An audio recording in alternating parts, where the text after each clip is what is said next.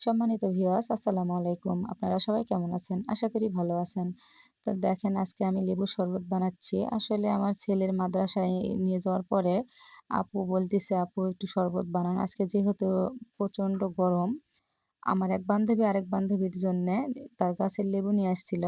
সেগুলো দিয়েই আমি শরবতটা বানাচ্ছি। আমার ছেলের মাদ্রাসার পাশে একটা দোকান আছে। সেই ভাইয়ের কাছ থেকে আমি বটি নিয়ে আসছিলাম। সেগুলো দিয়ে লেবুগুলো কেটে নিয়ে এখানে লবণও একটু চেয়ে নিয়ে আসছিলাম।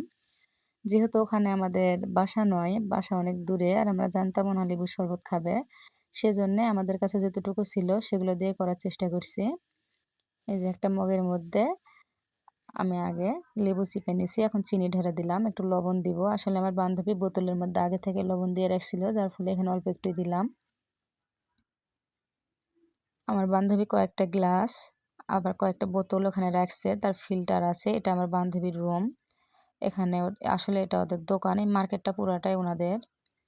এই যে আমি এখন এগুলো সব এই বোতলের মধ্যে ঢেলে দিলাম। এর ভিতরে আরেকটু পানি দিয়ে ঝাঁকিয়ে নিয়ে ঢেলে দিব। আসলে এটা শর্টকাট বুদ্ধি। এখন বোতলের মুখাটা লাগিয়ে দিয়ে ঝাঁকিয়ে নিব। এই অবস্থায় আমরা একটু ফ্রিজে রাখবো। আমাদের এই মার্কেটের পাশেই দোকান আছে, সেই ভাইয়ের ফ্রিজে রাখবো।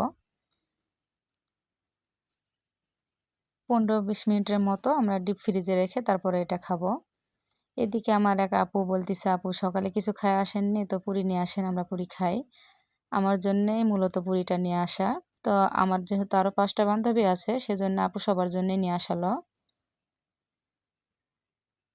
এই যে আমি ওদেরকে ঢেলে দিচ্ছি। এই ২ টা আমার ছেলের, আমার ছেলেকে আলাদা করে দিব। আর এখান থেকে আমরা সব বান্ধবীরা খাবো।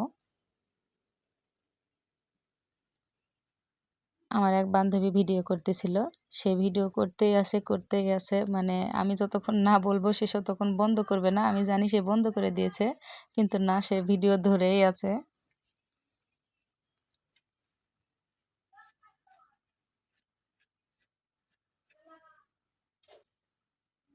আমি নিচে আমার ছেলেকে খাওয়াই দিচ্ছি। এখান থেকে এখন আমরা সব বান্ধবীরা মিলে একটা, একটা করে খাবো।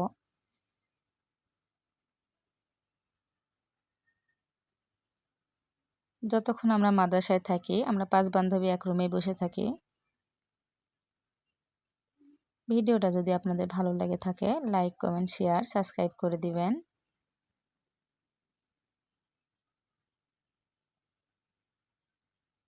আজকের মতো এই পর্যন্তই। সবাই ভালো থাকবেন। আসসালামু আলাইকুম। আল্লাহ হাফেজ।